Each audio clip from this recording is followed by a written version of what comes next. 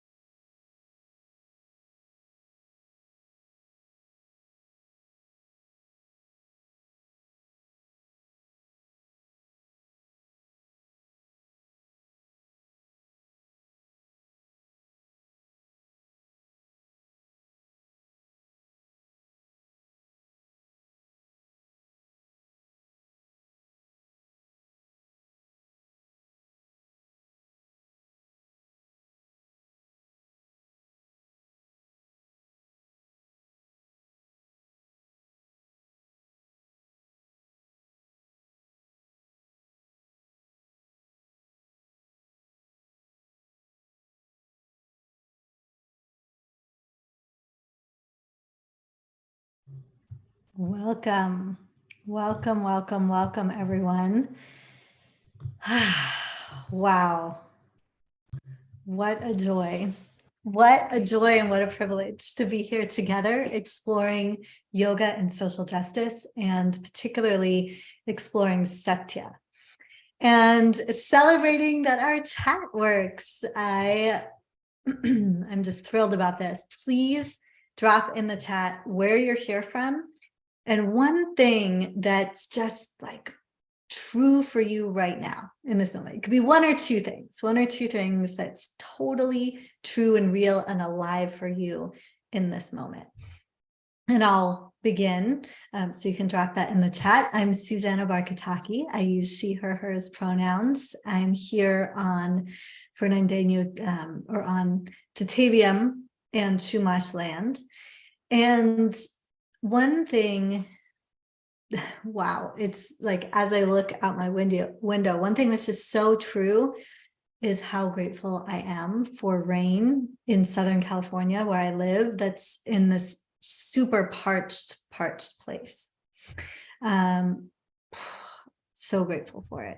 And so I'm seeing what you're dropping in the chat, seeing folks here on YouTube, wherever you are, whether you're live or watching the replay, welcome. In this moment, the wealth of warmth I feel from the sun. Yes. Love this. Yay. Oh, okay. So I want to begin with a drop-in, but before I do the drop-in, I want to share our 3 winners, and just all in good fun. I want to share what y'all win today is, let me pull it up, and then also invite you to comment on one another's videos. So actually, maybe if I share a different way, I will be able to play the videos that I want, because I want to share your videos and encourage us to comment on one another's. Okay. So you win the digital book bundle. So there's a workbook for Embrace Yoga's Roots, Creating Inclusivity and Belonging on and off your mat. And it's a digital bundle that is the workbook and the book. And so there's 3 folks, and you'll get those. Andrea, who's here, and our assistant, let me just drop in the chat. If the winners we'll message you on Instagram too, in case you're not here.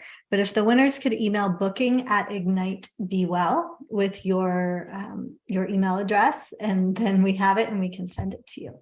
So let me see if you can see. Our first winner is Stephen Johnson Works. Look at this beautiful practice. And working against systems of oppression. I act in solidarity with everybody fighting for collective and climate liberation. If not me, who? If not now, when? We are the beginning. It is up to us.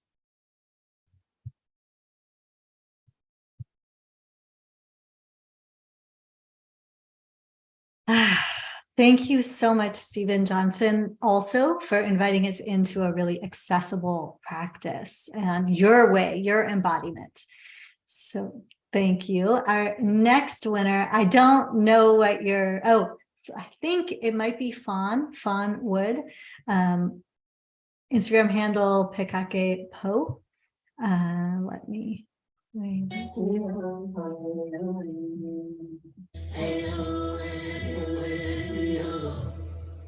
Remember me when the sun comes up in the morning sky. There I will be, there I will be, soaring with the eagle so high, feeling free. Remember me down the road, hand in hand, you and me.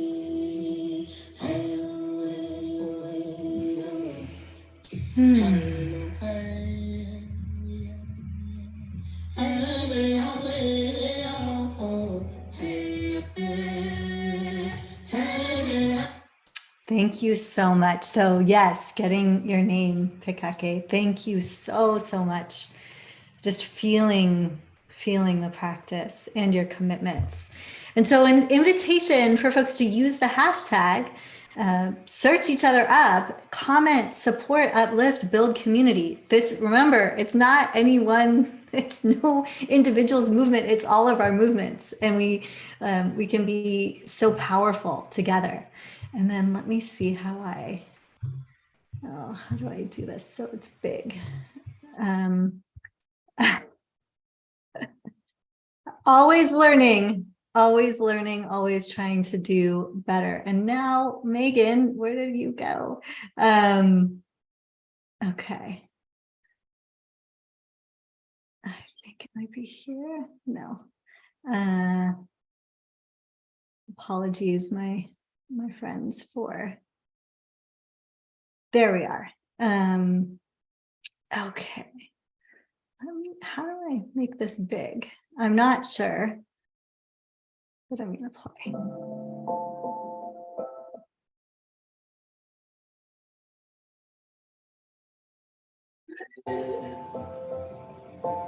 It's hardly so.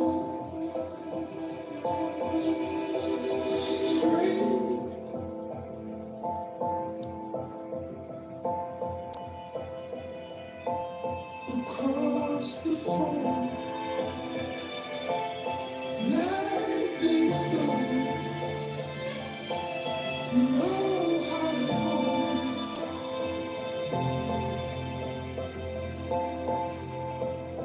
Claire, we forfeit.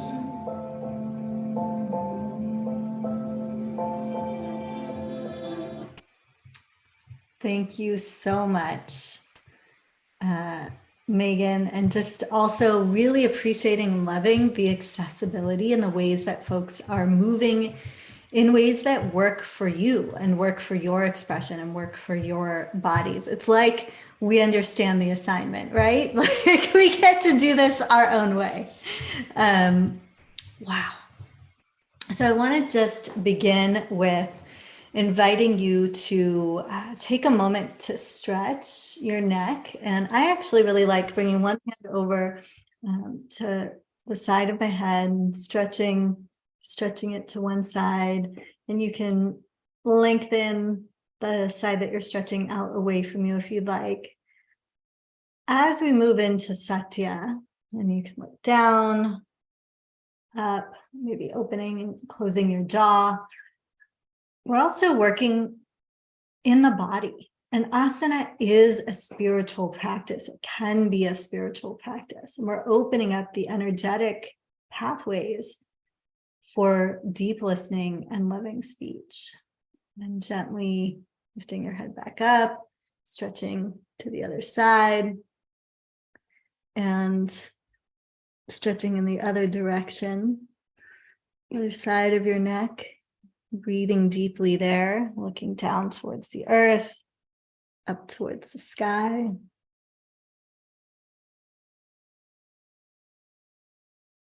Open and close your jaw on this side if you'd like. And then bring your head back up to center. So this part of our body is energetically connected to the chakra Vishuddha, or of speaking truth, but also of listening deeply. And today we're going to explore Satya, but also work to not just focus on the organs of expression, like our mouth, and how we express, but also right in that same area are our ears. And so I invite you in this warm up and drop in to, if you'd like, to just pull. I'm holding the top of my ears and kind of pulling up and back, and then out to the sides, and then down.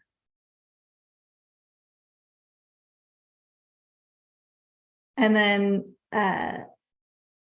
any last movements that you'd like to do. It's going to reach up, stretch towards the sky, and then back down towards the earth. Just a follow-up from yesterday. My kiddo's okay, for those who are on and were like, oh, I had just gotten a call from school.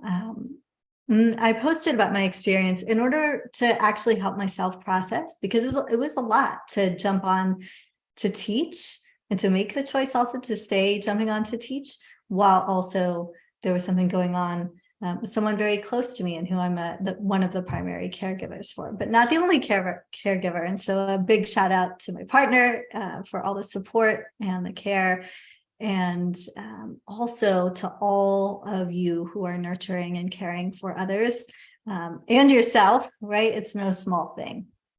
So acknowledging that, and thank you for the messages of care that I got. Okay, I'm going to pull up. So we're going to go through some really fun and really, I don't know, this is one of my favorite things to teach on. I just have to say, I really love it. So let's see. Our Yoga and Social Justice Leadership Challenge, Day 2, Satya. So truth, right? Part of the intention is that we know the right words to say to address injustice, and that part of yoga practice is speaking up in the face of injustice. So how can we practice yoga for social justice? My aim for you in this challenge is that you're inspired to speak, to care for yoga's roots, to share far and wide, and to really remember that yoga didn't come to any one person. This is not anyone's movement. It's all of our movements. You are needed. Each one of us is needed. Take a deep breath. Welcome yourself. You can continue to drop the truths that are present for you in the chat. And I want to ground us in the sutras, Yoga Sutra 2.36. Satya pratishtayam kriya phalashvyatam. When the sadhaka is firmly established in the practice of truth, their words become so potent that whatever they say comes to realization. When one is established in truthfulness, one ensures the fruition of actions. Now, everything that I share with you, I share from my own experience. And I want to share the part of my story that's like the shy part. So I was very shy, grew up, as I mentioned yesterday, as an immigrant to this country, mixed, brown, young woman.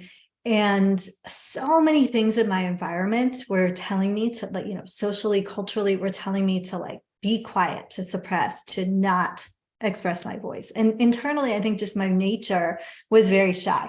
Maybe there'll be some shy people who will resonate with this. And if you're not shy, awesome, love you, celebrate you, and have some, maybe have some empathy for those of us who are shy. And so I was also a really good student, and I liked to please my teachers. So I'd always do my homework. And I remember this one day where we were going to have to read our homework out loud. This was it was in second grade. And I love my teacher so much. She's the best teacher ever, Miss Valerie Plaisance. She taught me about Harriet Tubman and the Underground Railroad. And truly that Miss Plaisance set the path of my life, the path that my life is on. So for those of you who are teachers officially or unofficially, it's like you can have such a huge impact on people's lives. We don't even know. But I had to read this assignment out loud, this homework assignment. It was a report on something really random. I think it was like a state. And I remember it had a lot of potatoes in that state. That's all I remember. But I did the work. She called on me and she said, do you have your report ready? It's in my backpack. And I said no, because I was so shy about reading out loud to my class. My heart is thumping, I'm sweating. I felt so terrible.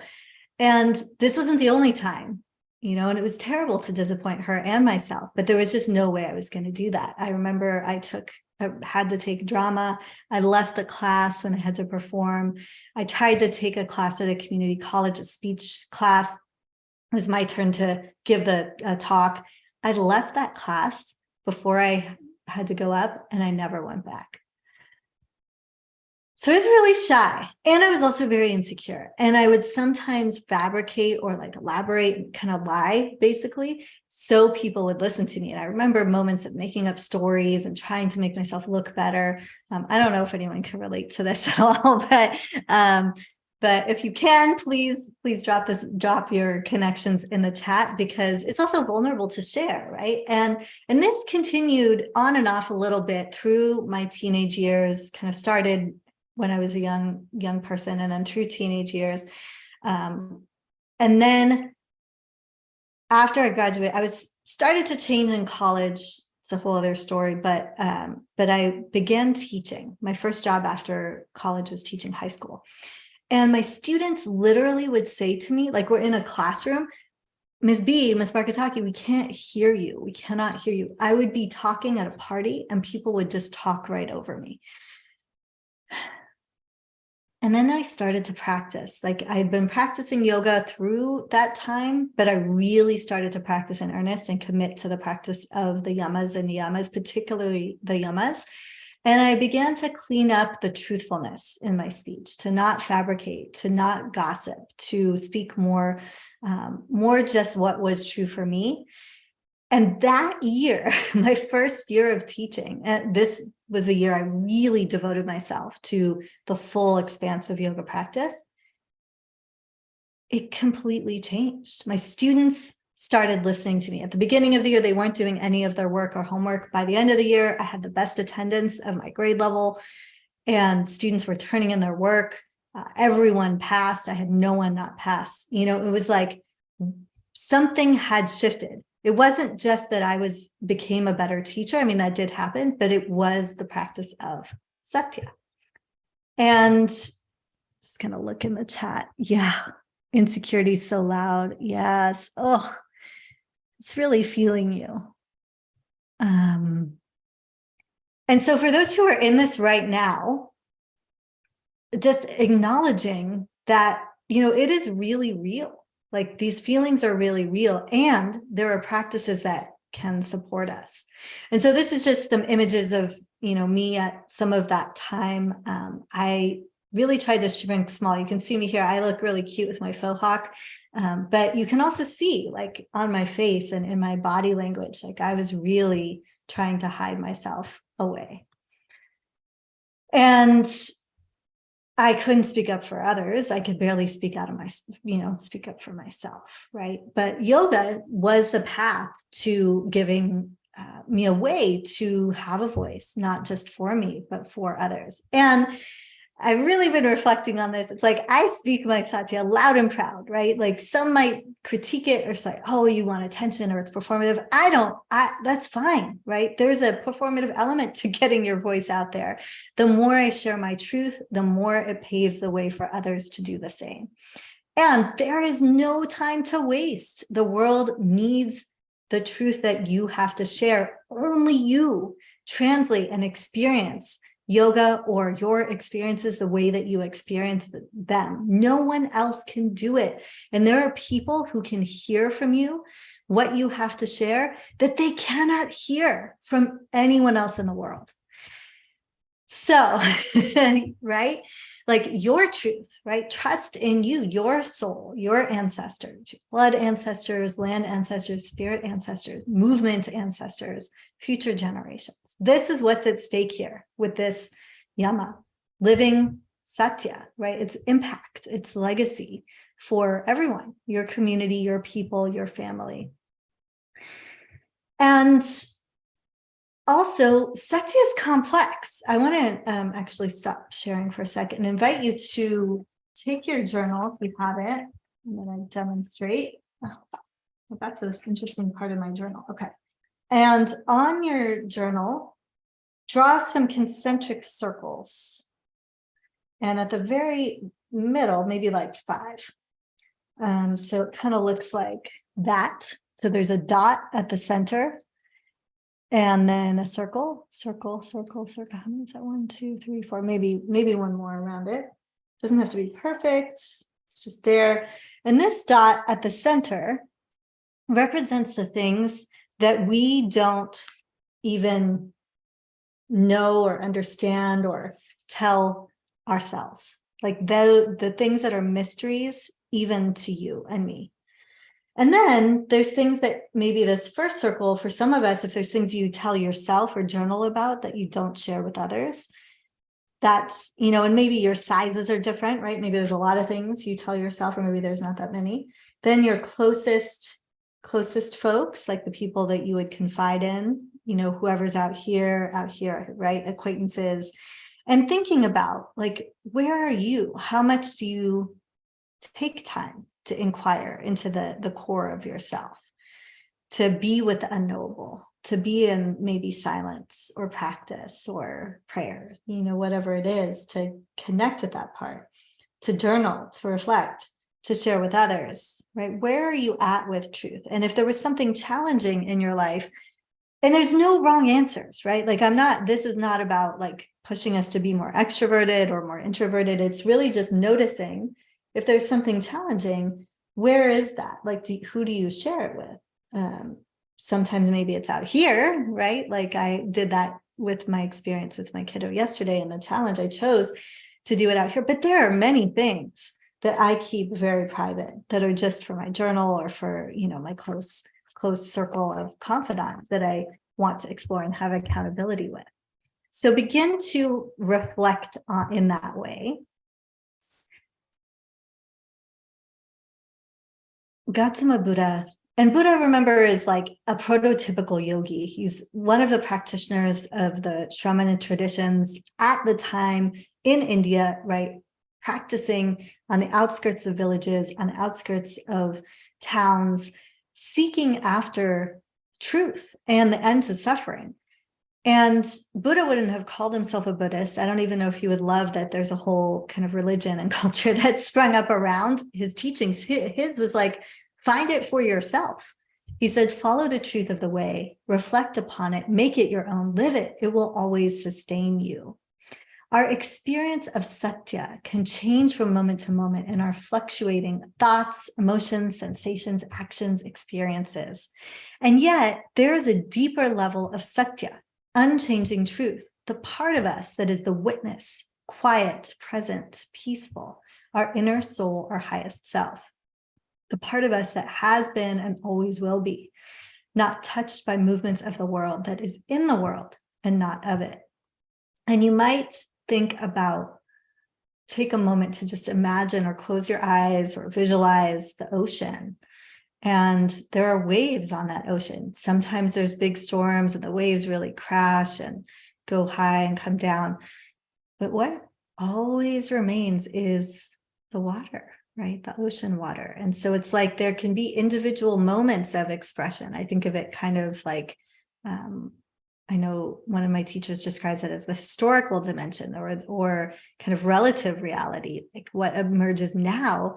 And then there's the ultimate, which is that the wave is the relative or the historical, and then the ocean itself is the ultimate. And there are many ways of expressing this. And you can feel into that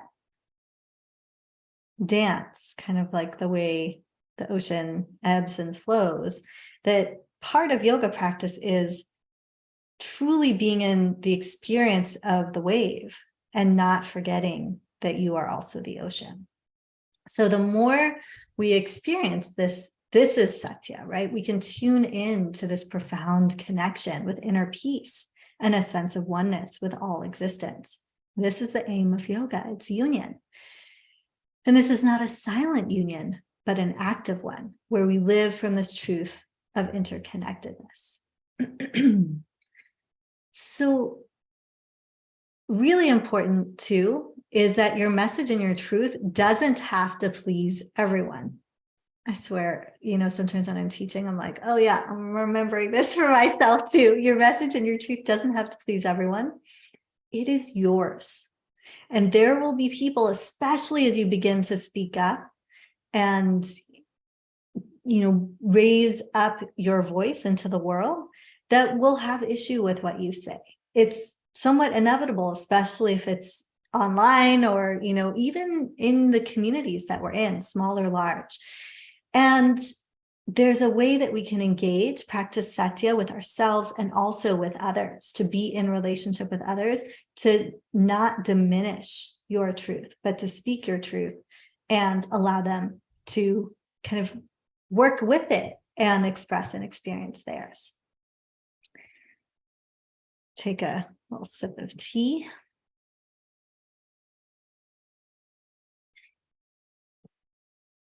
Many of the great teachers, in fact, all of the teachers that I have chosen to learn from and have been so grateful to learn from, are always reminding us of critical thinking. They're not here to give us wisdom from the outside, but to ignite what is already in you. There's a Sanskrit phrase, ekam sat vipra bahudha vadanti. Truth is one, but the intelligent expresses it in many ways. And I've loved being, I'm so grateful for Indian culture, which at its best is so inclusive, is very, very, takes in, blends, melds.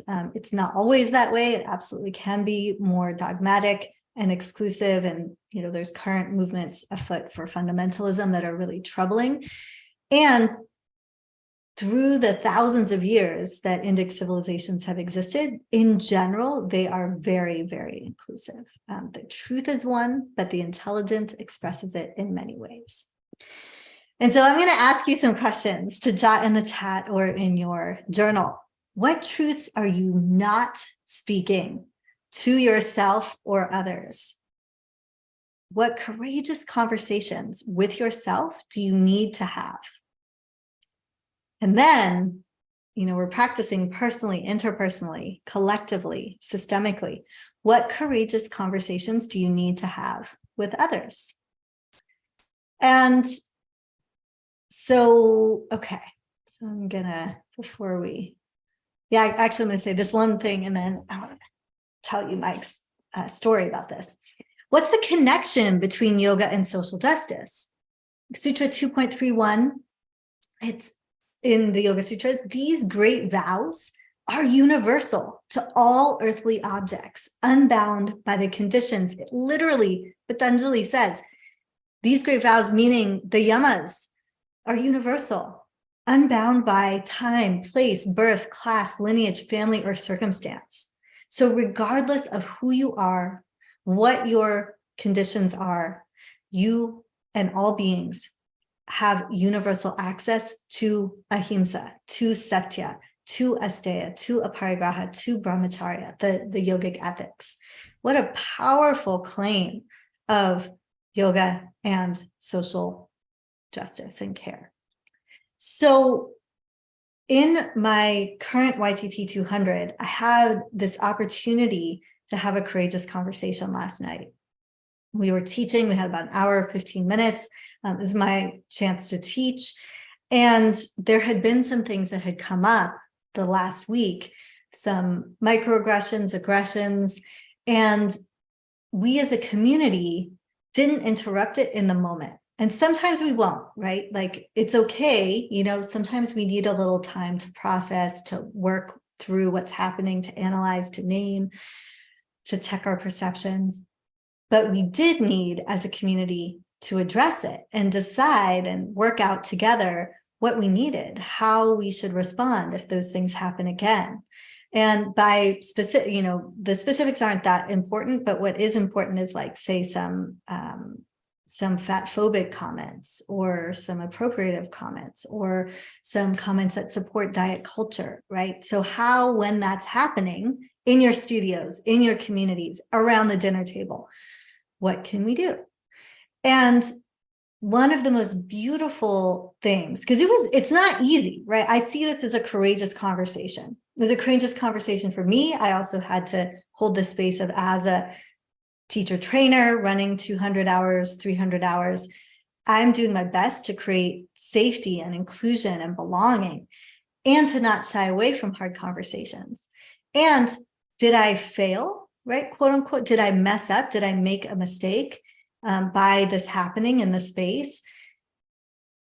That was not easy to face and to also name. And I also had to realize I too am a person just like everyone else in the training. I too was activated. I too needed time to process and couldn't do anything in the moment, right? So how then do we move towards repair? How then do we begin to name? And in the training, in the cohort, as we're there, some people really wanted to, like, go into it, have a conversation about it, name the harms, because they needed that. And other people didn't want to be re-triggered and wanted to practice. And so we broke out into 2 rooms, and people stayed with me in practice. Another mentor in the training held space for a conversation. And the next steps will be, we as a training team will formalize, what is our process? How do we, you know, what's the decision tree for us, for students, when harm happens, right? Because it's about relationship. Could have been me, could have been a mentor, could have been, you know, who knows? It doesn't matter, right? It's not about, like, that harm, the person who caused harm is wrong. We all may cause harm. Ahimsa happens. We talked about this yesterday in day 1.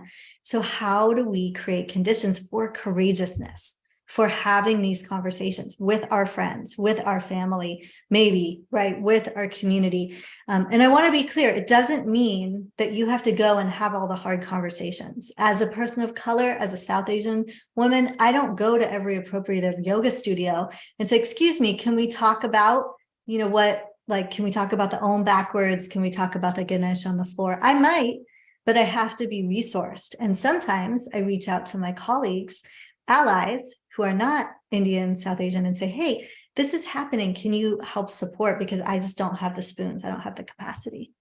So I'm going to look at your chat. Yeah.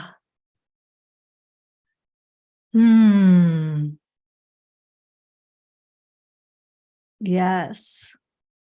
This conversation you're referring to is as valuable as any other lecture we could have had. Yeah, thank you for naming that. And also, there may be students who are like, why are we talking about this? I want to do the yoga, right? And it's the reminder that this is all yoga. The courageous conversation is the yoga.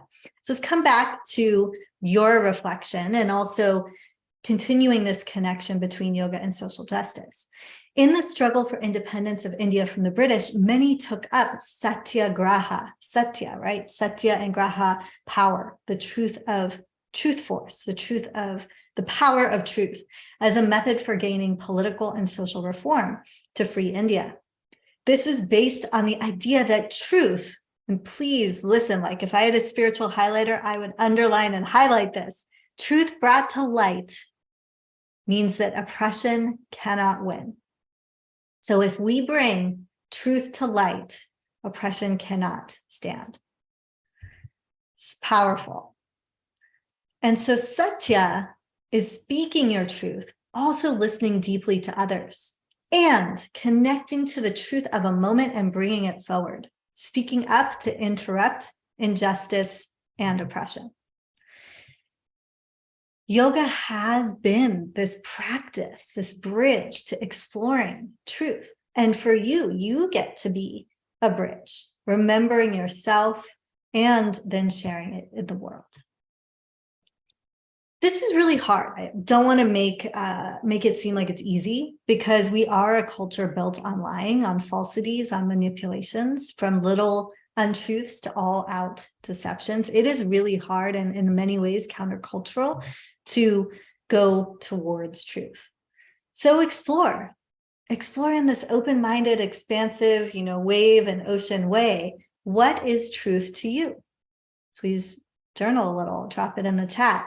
Have you seen it, felt it, remembered it, forgotten it? What does it feel like in your body?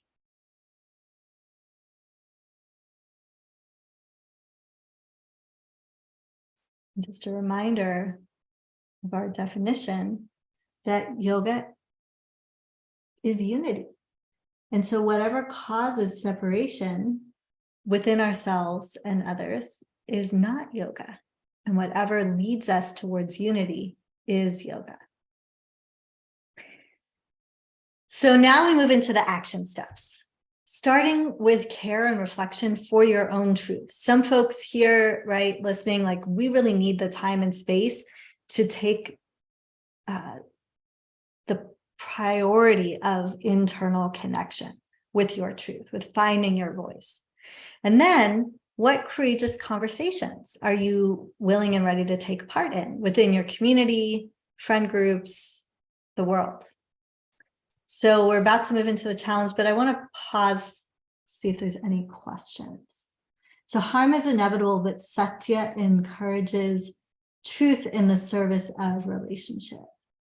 Yeah, I think harm is inevitable, right? We talked about ahimsa, like complete non-harm is a lofty goal, but it's not necessarily possible. And at the same time, I also remember this friend in high school who was like, but I'm speaking the truth, Susanna, but her truth was really cutting. And it was like, I really value truth. And then I realized later, oh, ahimsa comes first for a reason. Maybe you've heard this, like running it through. I think the Buddha said this. Maybe someone can check me if it's correct, the source for this, but is it true? Is it helpful? Is it kind? Right? Is it true? Is it helpful? Is it kind? And, Gandhi, as one of the leaders of the nonviolent movement, was really exploring and wrote a book called My Experiments with Truth, really problematic figure, and also was exploring and trying to lead and making mistakes. Martin Luther King also, with the framing of negotiation, is like, do the research and then speak your truth, but also speak it in a way where you can negotiate, right? So you're seeing the humanity of the oppressor and you're making it inevitable that they also experience your humanity too. And that relies on faith, the goodness of all beings, which yoga also holds, that at our core, every one of us is true, pure, good. Yeah. Sometimes I feel like I don't even know what my truth is. Totally. Same. And I actually think, it's like, I also studied Western philosophy. So as my BA, and I studied Socrates and Plato, and Socrates says, like, again, paraphrasing, is like, the only truth is that we actually know nothing. And that really, from his estimation, the person who claims to know is more dubious and doubtful than the one who says, I really am not sure. And so part of your truth could be an experiment, an exploration, a curiosity, right? Doesn't have to be, this is my truth. I actually think that's quite dangerous. Personally, I love to be like, there are some absolute truths, but they're like spiritual and they're divine, and maybe I touch into them, but most of what I know is subjective and is changing, right? And as I grow and learn, and I will always be a student of truth. So let's get into our practice and then we'll close. No one saves us but ourselves. No one can and no one may. We ourselves must walk the path. Upon enlightenment, Buddha touched the earth, and then he got up, walked, spoke, and taught. How powerful is this? Enlightenment is not just, it happens and then you're gone, poof, like, and you stay, you know, with moss growing on you. Although one of my teachers, that did actually happen to him at one point, Thich Nhat Hanh. But then after some time of just being still, being in that experience of realization, there's engagement again, walking, moving, speaking, connecting. And so we will do walking meditation. And this, just also to make it accessible, it's any coordination of your movement with the breath. Also can be breath with breath.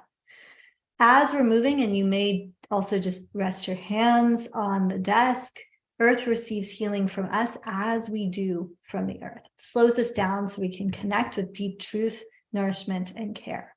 Take one step, one breath, and one phrase. And the reason I chose walking meditation for this practice is really intentional, because often when we're dealing with a conflict, it can be really hard to feel grounded. And so for me, doing an asana practice or doing meditation isn't as accessible as actually walking, like doing a walking meditation to kind of process through the inner conflicts. And then from that grounded place, I can have courageous conversations. So the challenge is do a walking meditation to focus on speaking your truth. Then have a courageous conversation supported by yogic values. Speak up or listen up. Speak up on matters that matter to you in your community.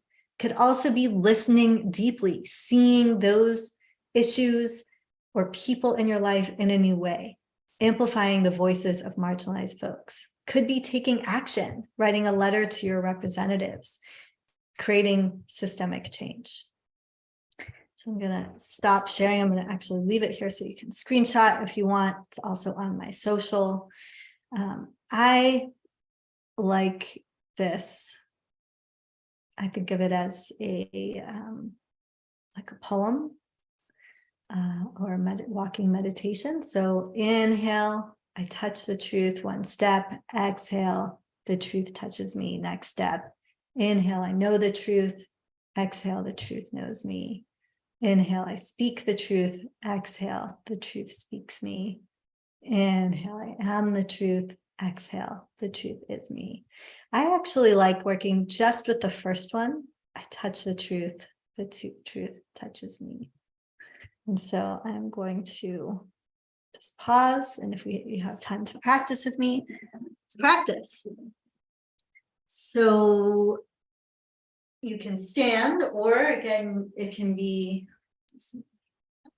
you can take a step or move, right? So other option is inhaling, I touch the truth. Exhaling, the truth touches me. And you can also move slowly. Inhale, lifting, placing your foot. I touch the truth, shifting, next foot. The truth touches me.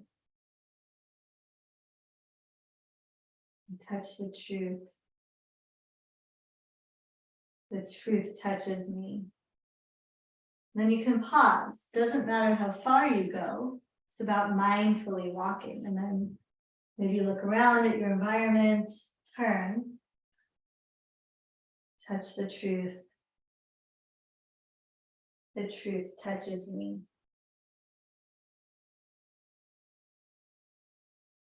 And you can also do this. So I was walking slowly, one breath, one step, but you could do it right fast. It could be, I touch the truth touches me, like how I'd walk if I was walking out on the street.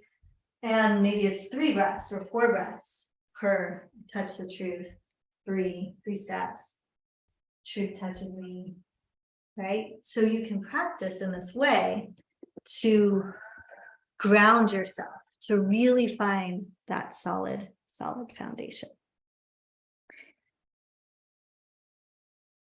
Just pausing, inviting you into that practice. We commit to our practice of Satya with yoga and social justice. And so I'd love to invite you today into taking 5 minutes, 10 minutes to practice walking meditation. Commit to speaking your truth. Share your Satya conversation or walking meditation. You can share your practice, your words, or both on Instagram, TikTok, wherever. Support one another. Search the hashtag Yoga Social Justice Challenge. Comment on each other's. There'll be other prizes tomorrow. And we did it. So we will close. I love this quote by Malika Awari, Indigenous leader. We never feel ready to speak the truth, but the truth is always ready to be told. So we will close with one of my favorite mantras, and you can chant with me if you'd like, or receive. After I close, I'll stay on a little to answer any questions if you have any. And you can bring your hands together at your heart. This mantra translates to lead me from falsehood to truth, from ignorance to insight, from death to immortality. Om Asato Ma Satgamaya Tamaso Ma Jyotirgamaya Mrityurma Mritam Gamaya. Om Shanti Shanti Shanti. Om.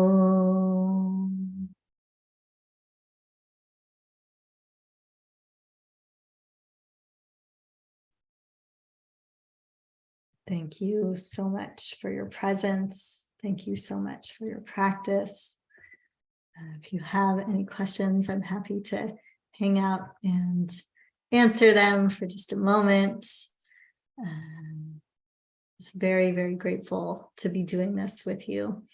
And I'm very excited for tomorrow. We will explore tapas, one of the most profound and far-reaching practices in the yogic tradition, also one of the niyamas, and directly ties to how we move all of this out into the world, into action. Yes.